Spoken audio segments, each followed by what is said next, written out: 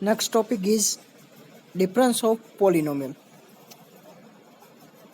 अथवा तमने आ रीते पण पूछाय कि if fx is equal to yx is polynomial of n degree, then its nth difference are constant and n plus 1's difference are 0. એટલે theorem તરીકે આ પણ પૂછાય અથવા સ્ટેટમેન્ટ નો આપ્યું હોય તો ડિફરન્સીસ ઓફ પોલિનોમિયલ તરીકે પણ પૂછાઈ શકે.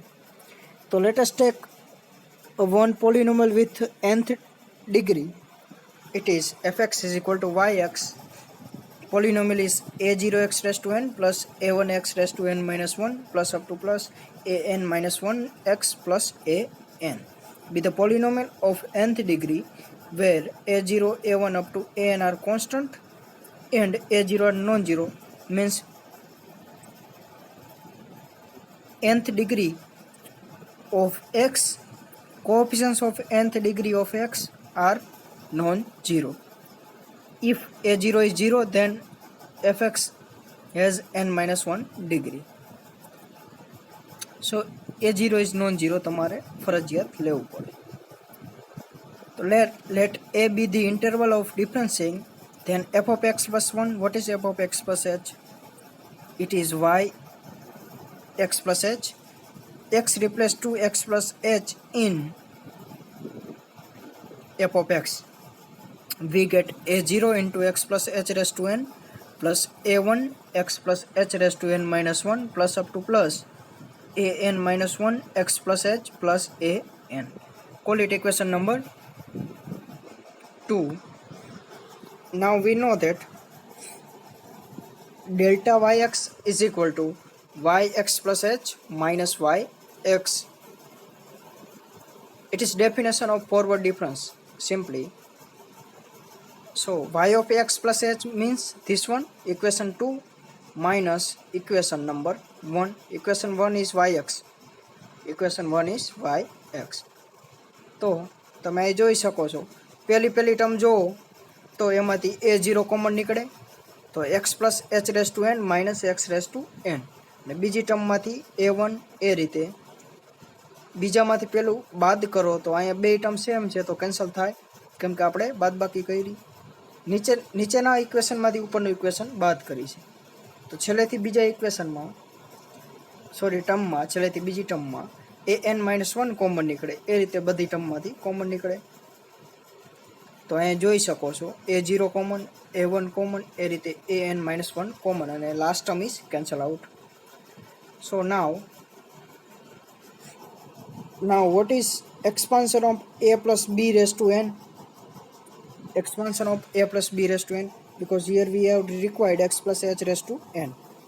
It is nc0 a raised to n b raised to 0 plus nc1 a raised to n minus 1 b, એટલે a નો પાવર ઘટતો જાય અને b નો પાવર વધતો જાય.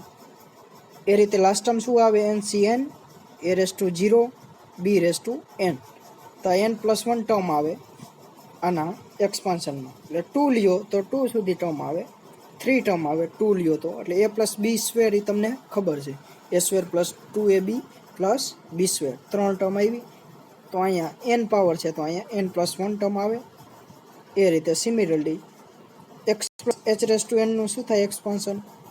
x raise to n plus n into x raise to n minus 1 into h plus up to plus, અને minus x raise to એનની term તો હતી જ.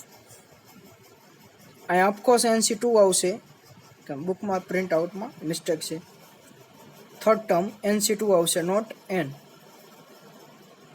બટ એની કાંઈ જરૂર નથી એક્ઝામ્પલમાં, તો પણ NC2 આવશે.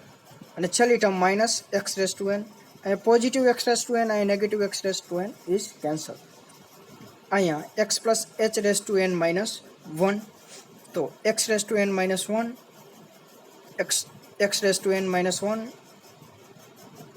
First term is n into, અને અહીંયા n માઇનસ 1 આવશે. અહીંયા પણ ભૂલ છે કેમ કે અહીંયા જે પાવર હોય એ અહીંયા આવે, x raise to n minus 2 into h plus up to plus. આ થર્ડ ટર્મ ન લખો તો પણ ચાલે, બે ટર્મમાં કામ ચાલે.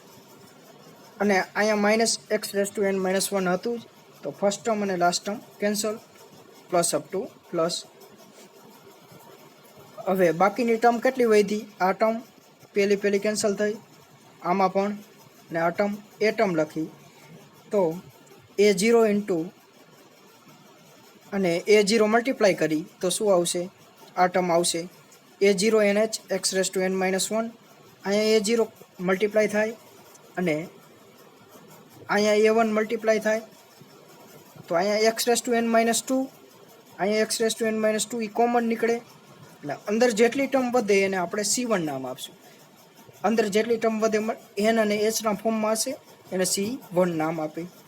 એ જ રીતે x-3 કોમન નીકળે ત્રીજી ટર્મમાં. અહીંયા હજી એક ટર્મ લખો એટલે x⁻n−3ની ટર્મ આવે. અને એની અંદર જેટલું વસ્તુ વધે n અને hના ફોર્મમાં એને C2 નામ આપું. એ રીતે ક્યાં સુધી ચાલશે? તો Cn-2 into x plus Cn-1.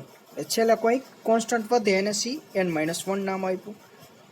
તો C1 C2 up to Cn-1 are constant involving h but not x. n and h also involving in the constant of C. So thus first difference of polynomial of the nth degree is another polynomial of n-1 degree. First difference of પોલિનોમિયલ શું મળ્યું? કેટલા ડિગ્રીની મળી? n-1. તો હવે second ડિગ્રીની second difference find કરી of the પોલિનોમિયલ of given પોલિનોમિયલ. So definition પ્રમાણે ડેલ્ટા સ્ક્વેર yx શું થાય? Delta y x plus h minus delta y x. હવે delta y x plus h, delta y x છે આપણી પાસે, અને ઇક્વેશન 3 નામ આપો.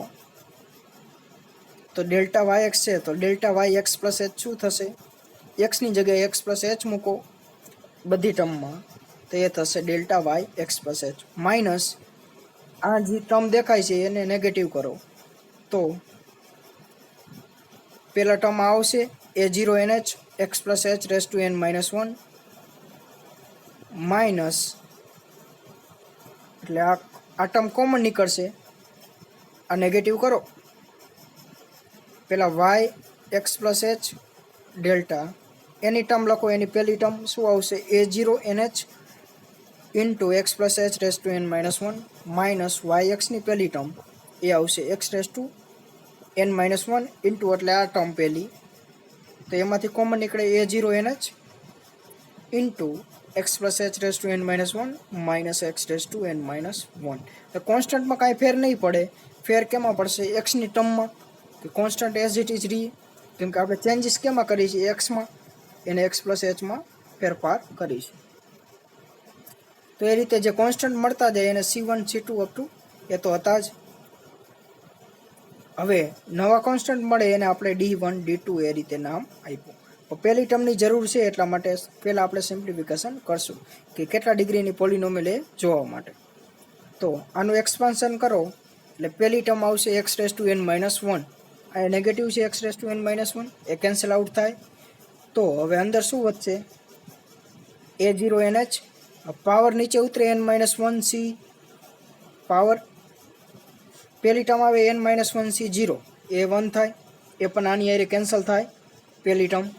સેકન્ડ ટર્મ આવે n-1c 1, એટલે n-1 ઇન્ટુ h²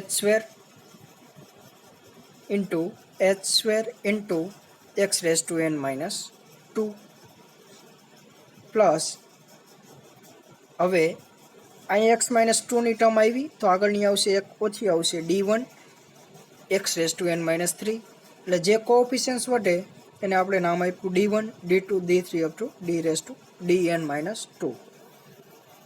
અહીંયા જરૂર નથી dn-2 સુધી જ જાય, ગમે તે નામ આપી શકો, n રાખો તો પણ ચાલે, કાંઈ પ્રોબ્લેમ નથી.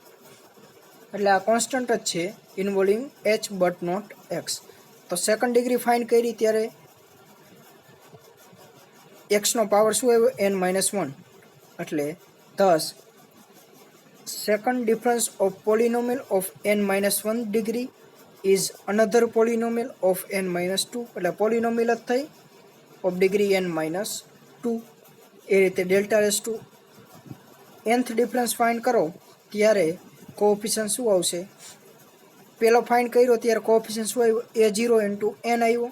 બીજો કર્યો એટલે a0 into n h² into n minus 1. તો nth ફાઇન્ડ કરી એટલે a0 તો સેમ જ રહીએ બધામાં.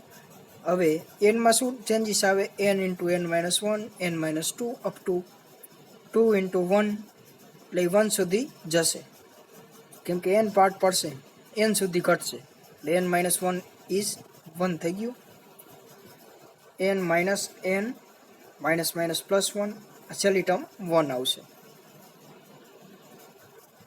ઇન્ટુ h²n, કેમ કે સેકન્ડ ડિગ્રી ફાઇન્ડ કરો તે h², સેકન્ડ ડિગ્રીમાં ફર્સ્ટ ડિગ્રીમાં h આવશે તો ∆n માં શું આવે? h² into x² minus n.